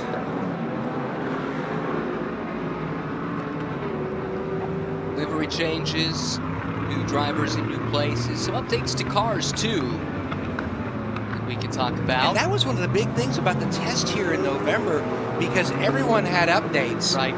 And so they were going through all of the updates. And, you know, you talk to the Multimatic bunch, and they were thrilled with what they saw with the updates from the Mustang, because it's one change affects another change, affects another change. And so they were able to get dive planes on the front. Also, they switched to bigger wheels. They could get a bigger brake package. But when they homologated the car, that was what they had, so they had to stick with it until they had the update. And they were thrilled with what they saw, just because it's one of those effects that it affects. It's kind of like throwing a rock in the lake, the whole ripple effect. And they felt like they had a decent car. They've got a great car now. Won the Rolex 24 a year ago, and then the other sister car finished 3rd, and then you look at the win in Detroit. I mean, that's like winning the Rolex 24 when you are a manufacturer in Motown, and in the backyard with the Rensen and the General Motors. That was huge. That was a special one. Edsel Ford was there, and the Ford family. And that's what the Ford drivers will tell you. When they get a chance to go to the Ford estate for a big dinner, and the Ford family is there, and that hits you hard, the fact that the family DNA is still involved in the company, and that makes it even that much more special to to wear the blue oval on your fire suit. You mentioned the updates to the Mustang, the new Evo car, and this is what you were talking about earlier with those LED lights, the pony lighting up on the side of the 65. That looks sweet. When it goes into more of the shade and especially the darkness, and that LED pops like right there. I mean, that's the brand of the Mustang, the thoroughbred. I'm excited to see that the next round at Sebring, where it gets properly dark at the end of the race. Power. Hey, there is Will. You're right. He, for a time at least, had the quickest time of all the GT drivers. I believe that's still the case. Chaz Mostert's now driving the car for 75 Express, but they are still tops on the leaderboard, and Chaz is on an outlap, so I think Will just got out. Not bad for a guy who's only driven a GT3 car in one race prior to this weekend. A racer's a racer. Yes. And Will is, if anything, Will is a racer to his core. Looking here at the third-placed GTP car, Wayne Taylor Racing and Cadillac. Ricky Taylor's in the car. Some changes going on at the back. Hopefully just changes, not repairs. No one looks to be in any kind of rush or in any kind of panic. A little bit harder to see, especially in the darkness, but you'll definitely notice it during the daytime. And all three Cadillacs have a different colored front nose section. Obviously the Wheelin' red on the 31 from Action Express. You look at the Dex colors on the front of the 10 Machine, blue, and then you look at the sister car, the 40, and it has that black front nose, and so it helps fans, especially during the day races. You're able to pick out that caddy as it's coming toward you, kind of giving each car their own little identity. I wonder if that goes back to what we were talking about earlier. We had the question about the different colored lights, the accent lights on the cars to help the spotters pick them out. I imagine that the spotters are thankful that each of the Cadillacs has a distinct look and feel to it. Feel for the Corvette spotters, for instance. How do you pick those two apart? Has to come down to the little nuance. But this event is, again, unique in road racing, where you can put a spotter up on the roof or in the media center just down the hallway from where we're sitting, and you can basically spot the car all the way around the track. There's a few blind spots where there's some buildings that pop up, but they're very brief, just fleeting blind spots. And they bring in the A-listers of spotters. Some of the best guys from NASCAR, best from IndyCar are here, plus the regulars that will help on an IMSA weekend regularly. And they will talk you all the way around this racetrack, if that's what you want as a driver. Some want that kind of input, but others would rather be left to their own devices. On our season opening IMSA Endurance Hour podcast, which will drop next Wednesday, I believe, it is our longest show. It has our most guests. I think we've got 12 individuals packed into our season opening show. But Russell Ward and Philip Ellis were on as well, talking about going for 3 in a row. But we also talked about different aspects of the team and the importance of role players. And one of those is Jonathan Davis, who is the spotter for Winward Racing. And he had a 2-decade career in NASCAR as a mechanic. And like so many people do, you start migrating to a new challenge, something new and exciting. And he came, like, you walk through the IMSA paddock, and there are so many former IndyCar folks that work here, former NASCAR folks that work here. There's so much excitement with the format, the schedule, you name it, and Jonathan is one of those. And Jonathan can help work on the car if need be, but he's the spotter. And I was checking out his setup earlier today. He had 3 laptops set up. He had those Ray-Ban glasses that can record. Yeah. And he wasn't alone. Down the counters, everybody had mapped out their spot. You could see the 48. You could see the 9. Everyone had their little area mapped out. And then that way you can look out. You've got the full spectrum of looking down at the stadium here, the infield road course, and you can pick your guy out. And there's always little nuances about everyone's machines. And so binoculars, you name it. They've got everything that they need to help guide that car. And Philip Ellis and Russell Ward said it perfectly, that you've got, yes, the rear-facing camera, you've got the mirrors, but you also have the eye in the sky. And this is one of the few places that we go to that the spotter can see everything. And you'll have 2 spotters for this event, but when you go to another event like at Watkins Glen, you'll have somebody coming out of the final turn, high up on top of the grandstand. You'll have someone up at the top of the S's maybe, but here they can see it all and they can help keep the driver out of harm's way, also help with strategy. Would you want that kind of pressure? I've spotted. Have you? I have spotted. I got a phone call going into Phoenix one year. I was on a motorcycle ride with the late Bill Davis, and I was really sad that I missed his memorial service this weekend because I had to work here at the Roar. But we were in Sedona, and Bill Davis's truck team was battling Kevin Harvick's truck team for the championship. Okay. All of a sudden I looked down at dinner, and it's Kevin Harvick calling. He goes, "Hey, bud, when do you get to Phoenix?" And I said, "I'm going to be there Thursday." He goes, "Can you get there early Thursday? I need you to spot for me. I'm running the second truck because my normal spotter has other duties." I said, "Sure." And so he's like, "Oh," he goes, "So where are you, by the way? You sound like you're at dinner." I said, "I'm in Sedona. I'm having dinner with Bill Davis and Gail and some friends." He goes, "Do you not know who we're racing for the championship?" And I told him, "Yep." And they said the same thing when I told them who was on the phone. And so I spotted for 2 practice sessions. He was P1 in both sessions. And the funniest thing was, you learn so much also about mind games. And I'm like, track's clear for practice, and Harvick didn't move. Track's clear for practice, Harvick didn't move. All of a sudden, Mike Skinner backs out. Starts going down pit lane. Here comes Harvick, right on his bumper for a lap and a half. That was Bill's driver, right, Mike? And that was Bill's driver. Yeah. And Skinner's going, "What is he doing? What's he, you know?" And Harvick just wanted to make an impression, and that he did.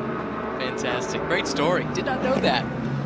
But really, really interesting. I wouldn't want that kind of pressure on my shoulders, but I only had one moment where my voice kind of raised a couple octaves, and it was down in turns 3 and 4. We had them 3 wide. So action great there, but action great here. I love this going on the pit lane here. You can see the crew members going to work. What you do? Go ahead and say it. It's time. Let's crank it up again. We're going to lay out, let you guys watch and listen.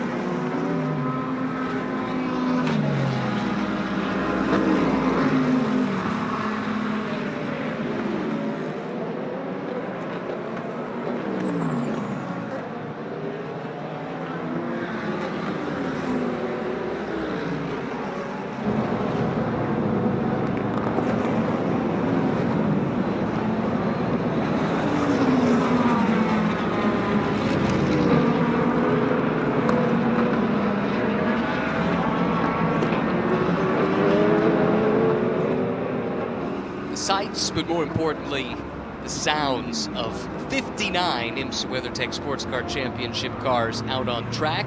Admittedly, not all at the same time, but just about everybody is at the moment. A handful in the pit lane. Sadly, the one that everyone's asking about is still behind the wall in the garage. That is the Valkyrie from the Heart of Racing. Still undergoing an engine change, and they've got 25 minutes now to try and get back out before the end of the night practice here on this Saturday night. More sessions on the schedule tomorrow, Matt, including the second VP Racing Sports Car Challenge race of 2026. Got the season started with a bang, thankfully not literally, earlier today. It was a lot of fun. Oscar Tunjo won the race overall. I should probably have said spoiler alert. Maybe I'll give you a moment. I only ruined one of the classes. Sorry, Matt. I know you're going to watch it later. But if you don't want a spoiler for GSX, then don't listen here for just a moment. But debutant Weston Workman won in that class, and it was a dominant performance from him. Really good racing, and another 45-minute race coming up tomorrow. Plus more testing for the WeatherTech Championship and Michelin Pilot Challenge, which are getting ready for the big weekend next weekend. This was a few moments back. Multi-class racing, and a couple of close moments there. That was one of the two WRT BMWs that had to take evasive action, getting around a couple of the GTD entries. You mentioned Workman in his time going up the ladder, Mazda MX-5 Cup Racing, Connor Zilic, Mazda MX-5 Cup Racing. So many people have worked their way through that single make series, and it teaches you so much, and there's so much talent there.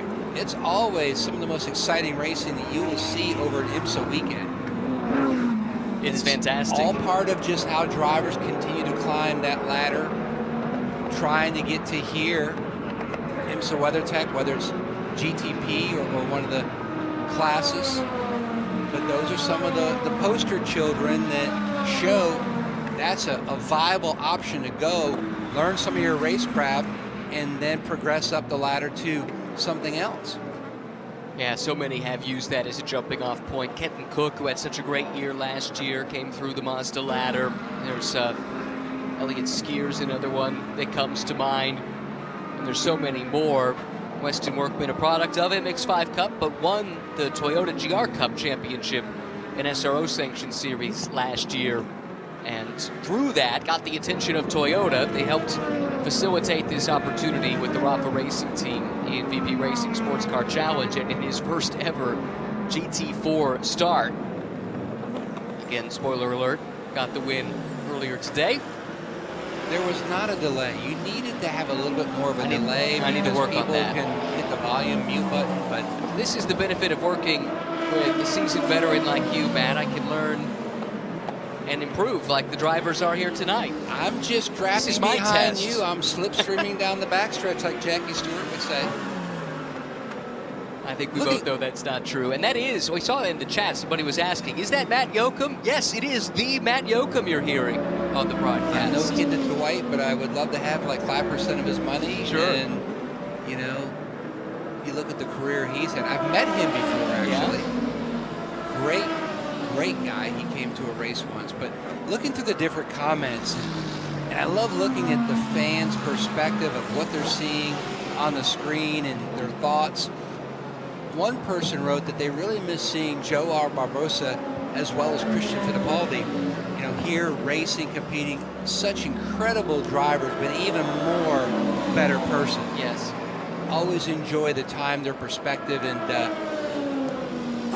I sat and talked, mentioning the IMSA Endurance Hour podcast coming up next week, and we had some great people telling stories, but some of the best stories were the Fittipaldi brothers with Pietro and Enzo talking about advice from their Uncle Christian, also advice from Uncle Max, meaning Max Pappas, because for Enzo, this is entirely new. And Pietro said that he had like a list of 7 items that he wanted Pietro, that had written down for him, that he wanted Enzo to really focus on, to help prepare mentally for what he is going to experience in this event. But at the end of the day, it's family, it's brothers, being able to experience something, sharing a car. I remember when Juan Pablo Montoya was at Sebring, and he was sharing the car with his son, and you could just see the proud dad.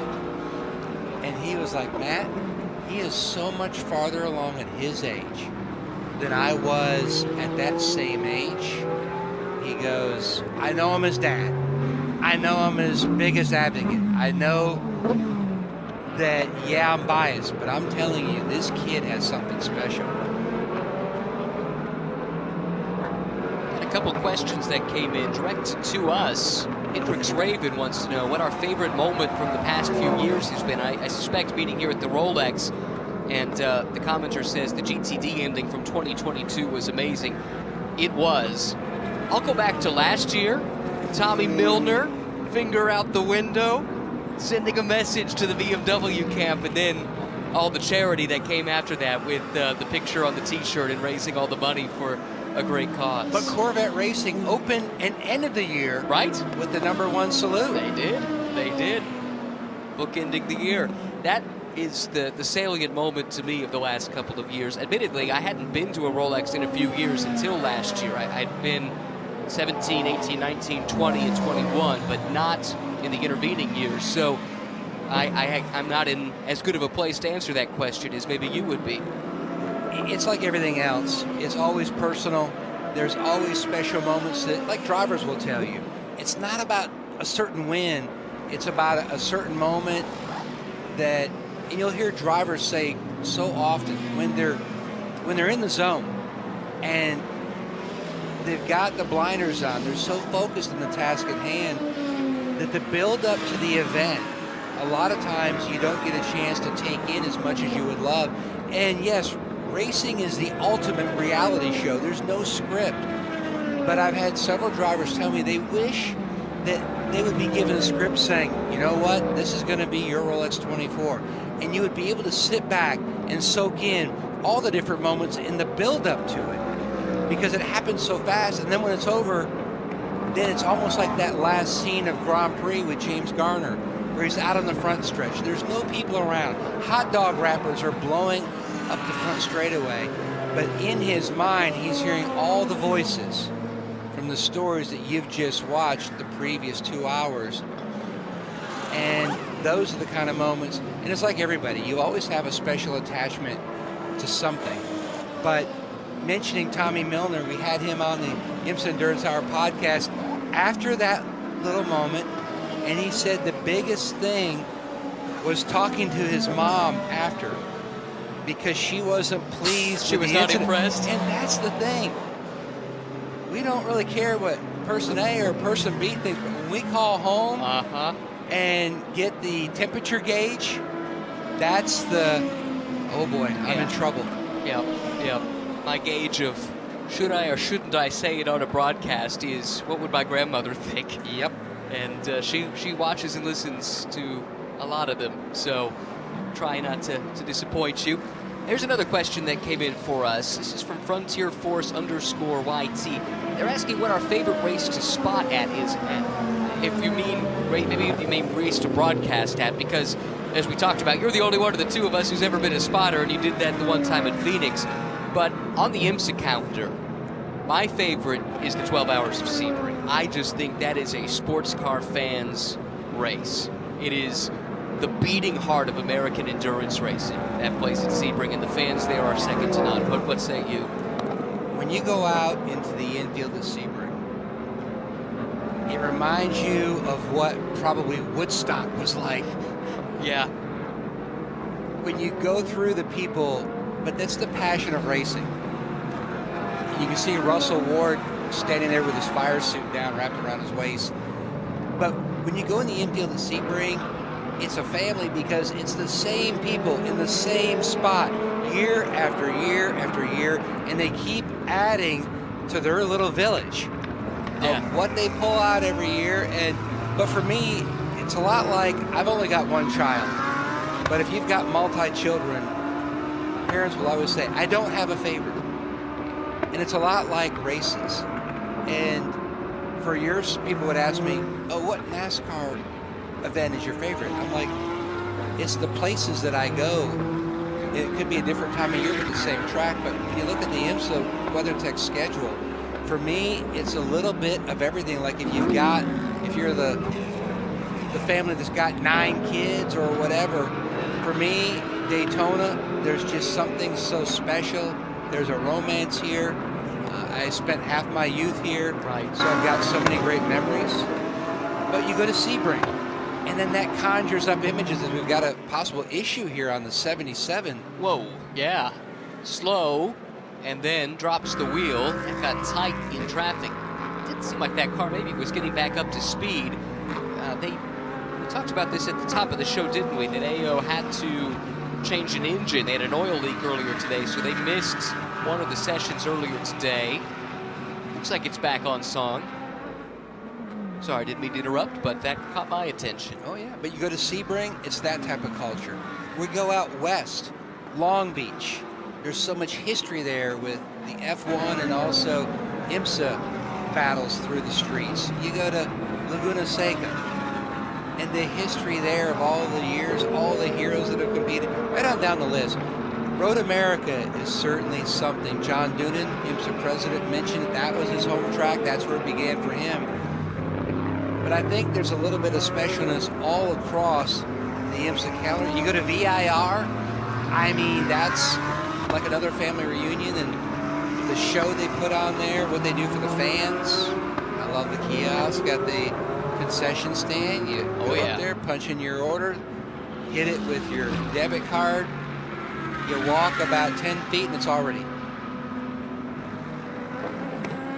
Hard to pick just one, but they put the question to us, so did our best to answer that. We are here for the people. That's right.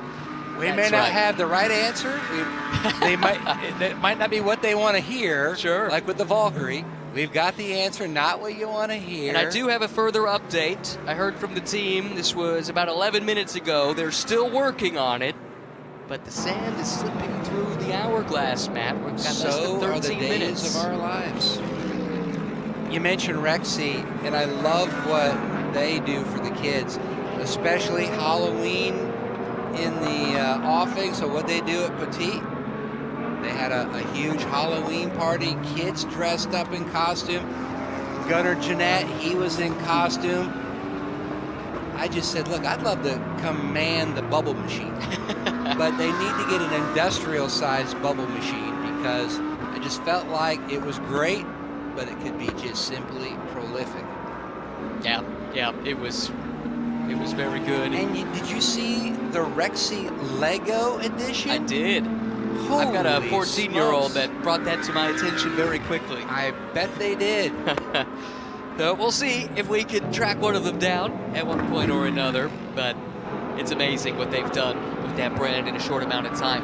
Got a question. This is a really good one. This came to me directly on social media about 11 minutes ago. Grant Westman wants to know, they were watching one of the Acura pit stops during this practice, and the LED light on the wheel gun changed colors, turned green at one point. It can be green or it can be red, and wondering, is that to tell the tire changer if the wheel nut was secured and torqued? That's exactly right, and that's a fail-safe that's been built into these modern guns. Just look at the technology that continues the evolution of all the pit equipment. Not just the driver safety paraphernalia, but also what these men and women utilize for tools behind the wall, going over the wall. A great shot there of Gunnar Jeanette looking at the timing and scoring. What he and PJ Hyatt have done, but they're not the only ones. There's so many other folks that do different things for the kids. I love the autograph session. What the Camp Boggy Creek and the Austin Hatcher Foundation did for kids at Indianapolis, bringing to light, pediatric cancer, putting all the kids' names on the roof of the car, and what different teams did for the kids. And That was really special, wasn't it? To see the paddock embrace a great cause like that. We were at Road America last year, mentioning Elkhart Lake, and there were these 2 kids with a family, one in a wagon, another one in a wagon, and the husband and wife are pulling them through the paddock. And they look wore out. They're just sweating profusely. And the kids are in the back and they're talking. And I said to the dad, I said, just look for the bubbles. That's where you want to go. And he said, thank you. Yep. And they started heading off toward where, because the autograph session had already started behind all of the team transporters, which is just another great added value to a general admission ticket at all the IMSA WeatherTech events. But at AO, they had the bubble machine going, kids were lined up, and it's just, no matter the age, there's something fun for you to do at the track. And I love the look of the Mustang. You can see the blue piping up across the window. I think when you look at the sister car, you're going to see a little bit different color, just helping the crew even more designate whether it's the 64 or the 65. But I love how that pony looks at full gallop down the side. That look right there reminds me, without that big massive spoiler in the back, but it reminds me of a Roush Mustang here in the mid 80s. And man, they would just kill everybody with those. Our mutual colleague Calvin Fish drove some of those, did he not? Yes, he did. He was a victor. He did, won his class. Yeah. We mentioned Brian Hoy earlier with Corvette Racing. He was actually the front tire changer for Calvin when Calvin won here. What a legend. Well, we're down to 8 minutes to go. No major changes at the top of timing and scoring since we last checked in. It's still Porsche Penske with Lawrence Vanthorpe quickest ahead of the number 40 from Cadillac Wayne Taylor Racing. The sister number 10 car is third fastest. Then the number 7 from Porsche Penske, and then JDC Miller Motorsports, which has had a strong roar to this point. They've been in the top 3 on a few occasions, and that is the unupdated Porsche 963. Porsche rolled out some Evo Jokers in the off-season to update and rehomologate the car. JDC is not running that here at Daytona, but they've been quick regardless. Then in LMP2, United Autosports with Phil Fayer, the quickest. Inter Europol with 2 cars, second and third, 343 ahead of 43. The 83 of Mathieu Maxvier is 4th. And Enzo Fittipaldi for Pratt Miller Motorsports in the 73 is 5th in LMP2. To the GT classes. Will Power set the pace early for 75 Express, quickest of all the GT runners, leads in GTD Pro as well. It's another Mercedes in second. It's the Get Speed car with Maxi Getz driving. Pfaff Motorsports in their Lamborghini is 3rd. Ray Hall and their McLaren 4th. And then Corvette Racing's number 3 is 5th in GTD Pro. GTD goes the way of Myers Riley Motorsports first. That's a Ford Mustang GT3 Evo. In second, Winward Racing's Philip Ellis, car 57. Dragon Speed's Giacomo Altoe, now a Corvette this year for Dragon Speed. They're 3rd quickest in GTD. Gradient Racing in their Mustang, 4th. And Vassar Sullivan's number 12, 5th in GTD. 59 of the 60 injured cars have turned laps. The only one missing is the Valkyrie from the Heart of Racing. And they are undergoing an engine change, and it looks increasingly unlikely that we will see and hear that car, sadly, in the remaining 6 minutes. But Matt, because we have just a few minutes left, what say we give the fans what they want? Let's do it. One more time. Crank it up.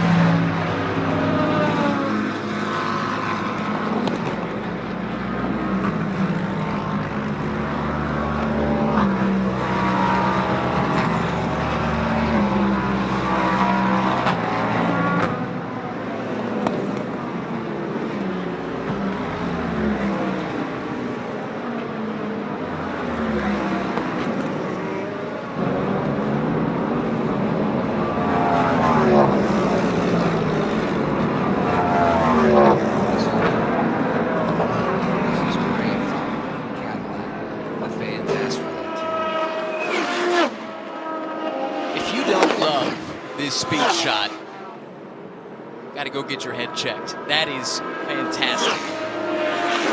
And this has been fun, Matt. There are 12,000 of our friends joining us for this impromptu celebration of everything that is great about IMSA and sports car racing.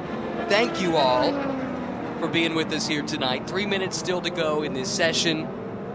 We didn't know we were doing this until a few hours ago, but my goodness, I'm glad we did. What a great way to end Saturday with this night practice, but being able to hang out with 12,000 plus of our family members, just talking sports car racing, love their comments.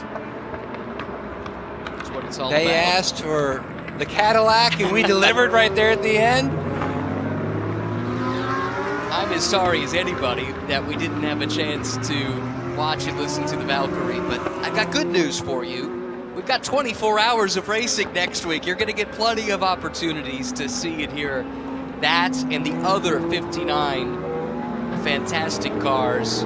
Something for everybody in IMSA. John Dunan, who joined us earlier, IMSA President, pointing out 18 OEMs are involved in WeatherTech alone, plus additional manufacturers in some of the support series. The series goes from strength to strength. Fans are voting with their feet. The OEMs are as well. If you can't be here on site, we're glad we can bring it to you here on the stream. But, man, this has been a really fun 2 hours. It has flown by. It's almost like I wish we could just take over and go for another hour, but unfortunately the practice ends in just under 2 minutes. But I love this event, and I love what drivers will tell you. You can't say, okay, so-and-so is the favorite, because there are so many unknowns that take place. And I had one driver tell me, and another driver seconded it, it's almost like this event, the Rolex 24, chooses who it wants to designate as the next champion of this event. And we ended 2025 with the Nothing But Taillights Tour for Porsche Penske with the number 6. And as we're closing out this practice session, high atop the leaderboard, it's the number 6. But will they be there at the end of 24 hours next weekend? But Can you just imagine 7 days from now, at this particular time, night racing is going to be on. All the stories that we're going to be following. Cannot wait. Nope. And we've still got another day tomorrow. More testing throughout the day. Race 2 of the weekend for VP Racing Sports Car Challenge as well. You can catch that on YouTube. Also, if you're in the U.S., you can watch on Peacock. Not exactly sure what the plans are for the other sessions tomorrow, but we have been overwhelmed by the positive response to this. Thanks again to everybody for joining us and sending in the positive messages. It means a lot. One of my early mentors in broadcasting, Buddy Pittman, legend in this market in Central Florida, and he was the racing guy. If it was on, Bill France Jr. once said they had the NBA All-Star game going on. He goes, if anybody shows up, I'll bet you lunch it's going to be Buddy. And sure enough, and Buddy would always say, the E-ticket ride, E for excitement. And that certainly is a great way to describe what we have seen here tonight on our little stream. It's been fun for the fans, fun for us. Best of all, it's been pretty clean. There were hardly any notable issues in the 2 hours of running. That is wonderful news for all the teams involved as the checkered flag comes out. I waited until it did to give the kiss of death there, but barring a late flyer, it looks like Porsche Penske car 6 will leave the night practice with the quickest time, but only by a tenth of a second. Cadillac Wayne Taylor Racing, 2 cars back-to-back, second and third place. Then the sister number 7 Porsche Penske entry, and the 85 from JDC Miller continues to look very strong. Of note, 10 cars in the GTP class turn laps. They are separated by less than a half a second after 2 hours of running. United Autosports, quickest in LMP2, that's with car number 2. GTD Pro with the way of 75 Express will power set that lap time. And in GTD, it was the Myers-Riley Motorsports Mustang that set the pace. And while we're closing out our stream here and cars are continuing to finish out their lap, a great visual here of all three drivers for the Porsche Penske number 6. You can see they've got their seat inserts, and I'm assuming what we're going to see here is they're going to work on doing the driver changes. So a great opportunity to close out this with a good little education. And I love how they make their seat inserts. They've got to sit in a big, clear, basically a garbage bag, and it's filled with all kinds of liquid products which harden, and then a crew member will pull out like your turkey carving knife, the little electric shears, and he'll start trimming away and fine-tuning it so it looks like such a manufactured piece that you can see in the driver's hands. Helps to make it possible for drivers of different body types to fit in the car simultaneously. Also, the driver, while they're working on their exchanges, you can see the crew members working on cooling the brakes, the rotors, the calipers. They've got the battery-powered fans, which are up on the wheel to try to push through as much air as they can to cool those off. A lot of the little things that it's cool to be able to point out on our stream that, you know, fans might not get a chance to see. We've got so many new fans to the sport. We hope it's been both informative as well as entertaining.